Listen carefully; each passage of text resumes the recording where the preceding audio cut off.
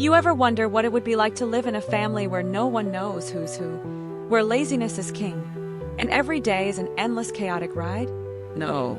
Well, buckle up because that's the Griffin family for you. If you think you know what's going on, you're probably wrong.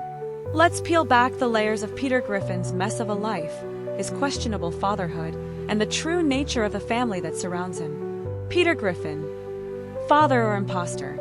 The truth about his kids. We've all seen Peter as a lovable, bumbling fool. But here's the hard truth.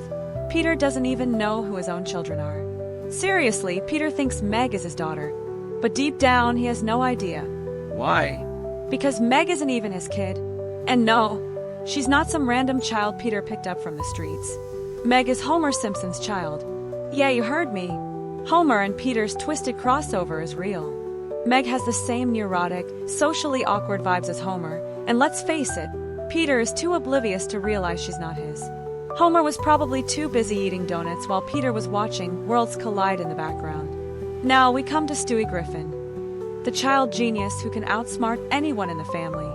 And let's be honest, Stewie isn't Peter's son either. He's too sharp, too sophisticated, and too ambitious for a bumbling fool like Peter.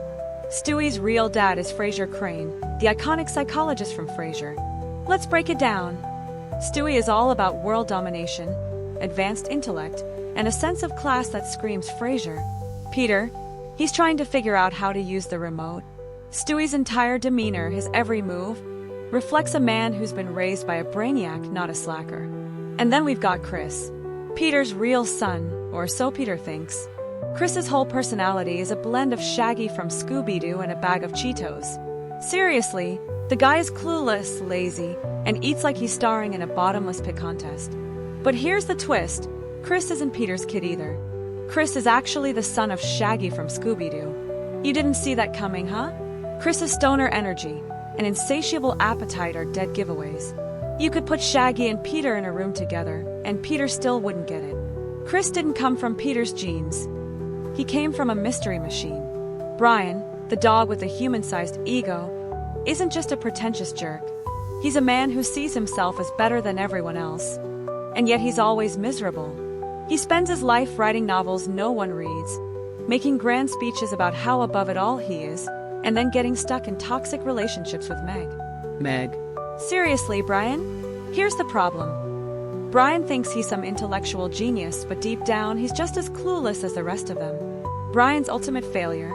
He's so stuck in his own self-loathing ego that he doesn't even know how to form meaningful connections. So, when he ends up with Meg, it's a sad, hilarious reminder that we're all just as messed up as the people we point fingers at. Poor Meg.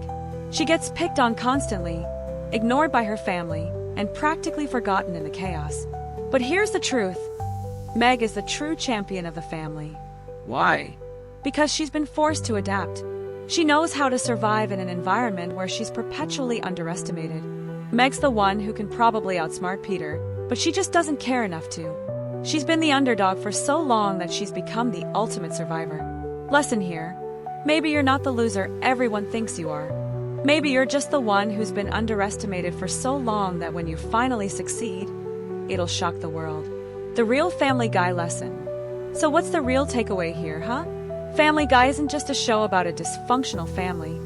It's a mirror for all the dysfunctions we ignore in our own lives. Here's what we can learn from the Griffins and their ridiculous world. Peter's failure. Stop pretending you know everything. Like Peter, you'll stumble through life, but that's okay. Keep going anyway. Quagmire's freedom.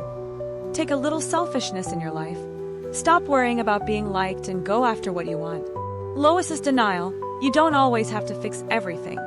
Sometimes, ignoring a problem for a while is better than pretending it doesn't exist. Meg's survival. Underdogs rise. Don't ever underestimate the quiet one. They're the ones who are learning the most. Brian's ego. Check your ego, because it's holding you back from real connections. How many times did I say Peter, Quagmire, or ego? Funny, isn't it? Because the more you focus on the details, the more you realize these family issues aren't just a cartoon. They're real and they're yours too. So, the next time you watch Family Guy, remember, Quagmire is the ultimate definition of live fast, die young. Except he won't die because his lifestyle is practically bulletproof. The guy has no concept of responsibility or morality. Quagmire's entire existence is about getting whatever he wants without any care for consequences. And let's not forget, Quagmire has no shame. He'll sleep with anyone, literally anyone. And don't even get me started on his obsession with Meg. It's like he saw her once and thought, yup, that's a girl I want to ruin. But here's the catch. Quagmire's life shows us something crazy. His complete disregard for responsibility is why he's free. He's the man who doesn't ask questions or care about anything but his own satisfaction. Guilt, responsibility, those things hold you back. Quagmire's freedom is a reminder that you could be doing so much more if you just stopped caring what people think. Sure, it's messed up, but there's a little bit of freedom in that madness. Lois Griffin, the woman who somehow tolerates Peter's madness, is the master of denial. While Peter is ruining their family and probably committing multiple felonies, Lois just smiles and says, "It's going to be okay." No, Lois, it isn't. Nothing about Peter is okay, but Lois doesn't care. She knows that the only thing more dysfunctional than Peter is the idea of fixing him. So, she lets him do whatever he wants. That's her superpower. Control. Forget it. Lois is all about denial and avoidance.